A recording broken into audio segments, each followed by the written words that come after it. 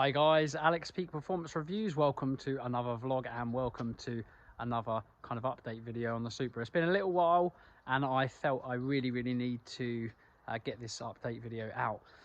No worries, don't worry, nothing bad. But just the reason why I want to do it is because it is about to go back over, well, not about to go back over, it's about to go to the tuning company, so we're getting closer.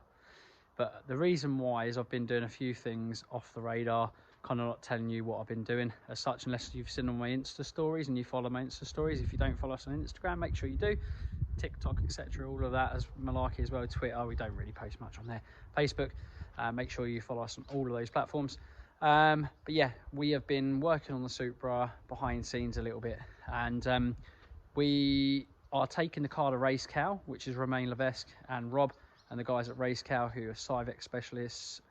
They do any fast, crazy car, travel all around the world because they're so busy. But I've got a block booked, book space in for the Supra. It is going away very soon, like in a matter of days. So I've got to get the car, or the last little bits done on the car. Rob and the guys needed me to do something before it went to them, because they are doing a whole new custom Raychem kind of dush tack fitting, fancy custom one-off looms. So we're getting rid of loads of crap, loads of parts that are not needed. There have been loads of wiring that's been in there. I've probably stripped out about 10 kg easy of wiring weight from that car, I reckon, if not more.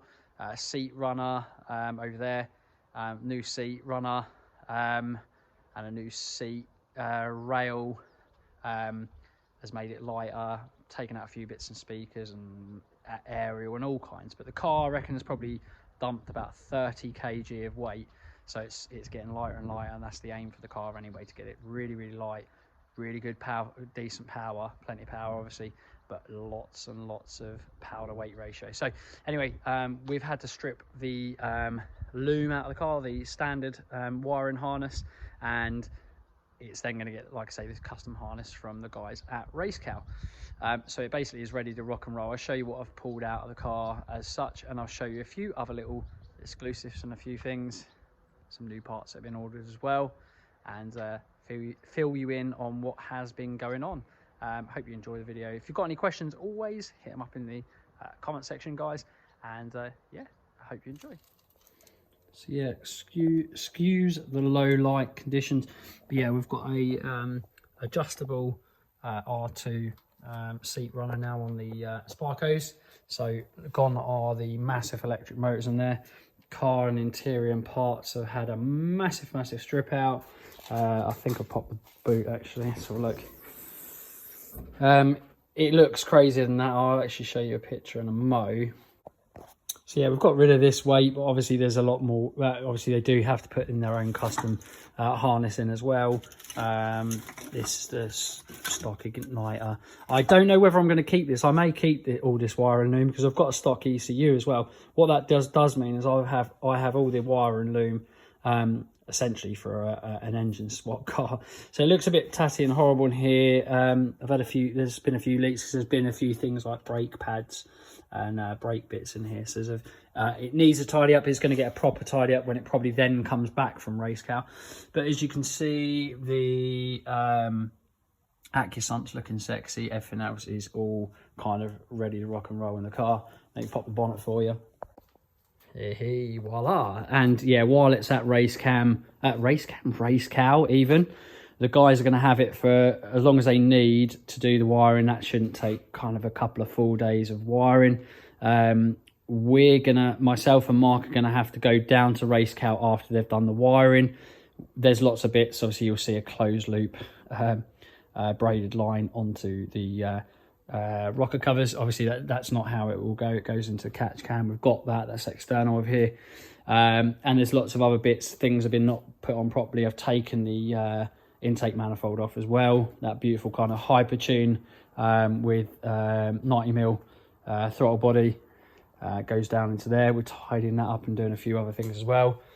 Carbon fibre slam panel will go back on. I've got a couple of to-do things there. I'm changing the blue pipe in for Samco stuff. I've got loads of new Samco pipes that are on the intercooler. we're now, rather than blue, the theme is chromes, carbon fibers, blacks, silvers. That's it. So all the blue stuff is getting replaced. I just thought, actually, do need to replace these as well, so I better get some of them. Just reminding myself, that's why these videos are sometimes good. And I'm gonna do a few more bits to it now. Gonna put some carbon fiber fuse covers on here, carbon fiber slam panel on, and carbon fiber strut brace. Look how disgusting these struts look. This will be for sale. That being said, obviously it can be cleaned up. It's a Cusco, so it's quite sought after, worth quite a bit of money. But the Cusco carbon fiber one I've got is even nicer. Yes, look at this. Oh. Beaut. Aluminium and real carbon fiber strut brace. So yeah, just soak in this picture, because I'm just going to do one thing and I'm going to click my fingers and we're going to see the difference. Lord have mercy on us all. Whew.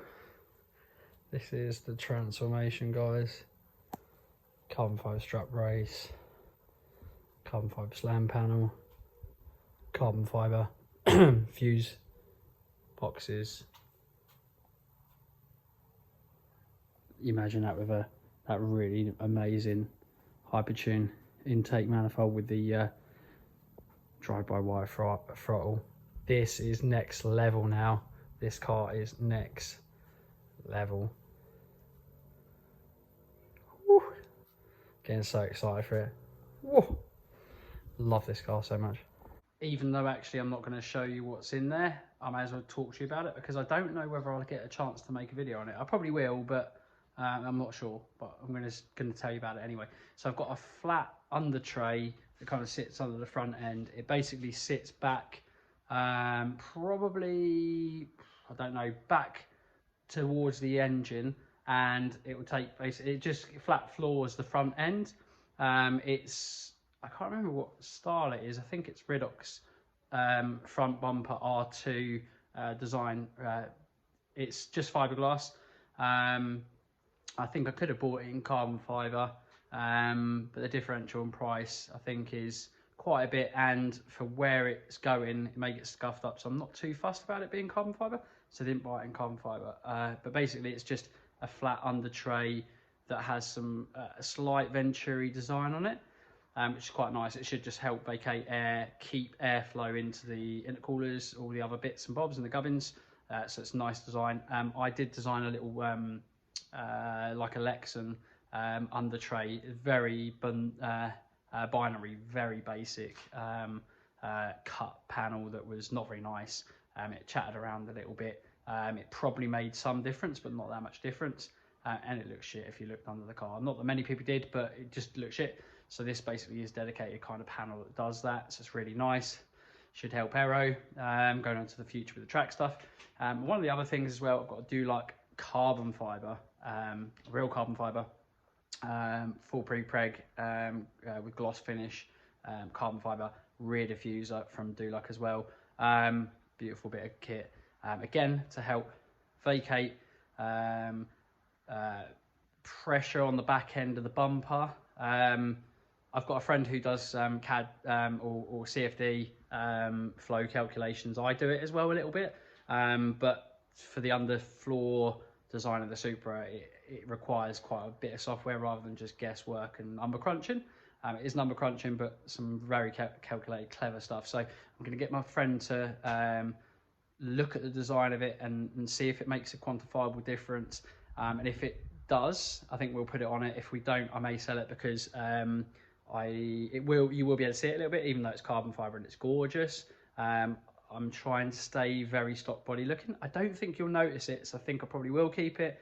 But I'm going to do some flow calculation, CFD stuff, aerodynamic kind of calculations with my friend before I put it on. But anyway, that's what it is. I'll take it out another time so you can see it on a on probably the next video or the update video, following probably the dyno all going well. But anyway, yeah, watch on a bit more on the video.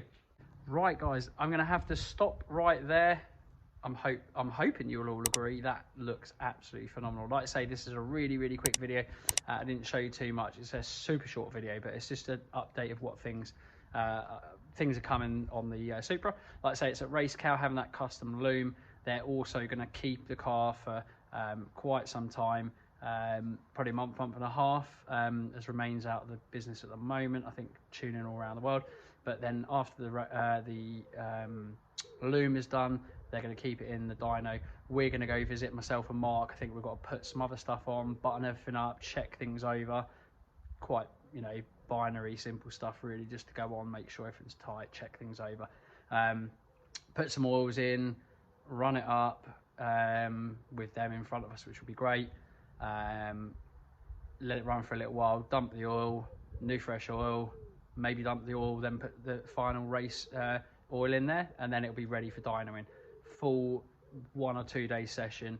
It's going to have boost by gear, anti-lag, rolling anti-lag, traction strategies and maps, you name it, boost cut, boost traction maps, on next level. We're going to take this car to the next level now. Like I say, it's not crazy power like these 1500, 2000 horsepower builds. It's got a motor built for that kind of malarkey if we need it, but it's going to be a strong, powerful car. There's potential with the race fuel that it could make around 1200. Quite possibly, it looks as though it should be able to make that kind of power. It's got all the right bits on it, maybe even more, but say around that power. But the big thing about this car is, if people have been following it, and I probably haven't explained it completely, this is a J-spec Supra, an RZ, one of the lightest ones on the market. So starts life at around 1490 kg, relatively light considering it's got a big, heavy cast iron block in it. I have gone to town on this car with carbon fibre bits, titanium bits, which you won't see, stripping, meticulous stripping. I don't want to estimate too much, but I reckon it's going to be around 1350 kg curb weight. We are going to test it really soon, but that will mean that if we can get anywhere near 1200 horsepower, this car should have 900 brake horsepower per ton. So it's crazy. But what I am going to try to do with this car is I'm going to try and keep it with that turbocharger without going over the top, without going to these even huger crazy turbos, and I'm going to try to get the car to a 1000 brake horsepower power to weight ratio, much like the Kona Z11, as the name suggests. So this is going to fly. This is going to be a quick car. Like I say, a lot of track mods on it if you've been following the car. It will be a multi-discipline car. It will do time attack, it will do track racing, door-to-door racing if you want to, but there's no way I'm door-to-door racing a 2J. But time attack, yes. Quarter miles, half miles, top speed events. This is what it's built for, everything, particularly track with its mad little setup, which if you don't know about, we'll explain a bit more in the future, but this is a track beast, I'll tell you that. Anyway, I'm going to leave it there. I was going to show you some new products that we've got, but I'll have to keep that for another video. Yeah, thank you guys so much for watching. As always, like, share, comment and subscribe, and we'll see you in the next one. Bye for now.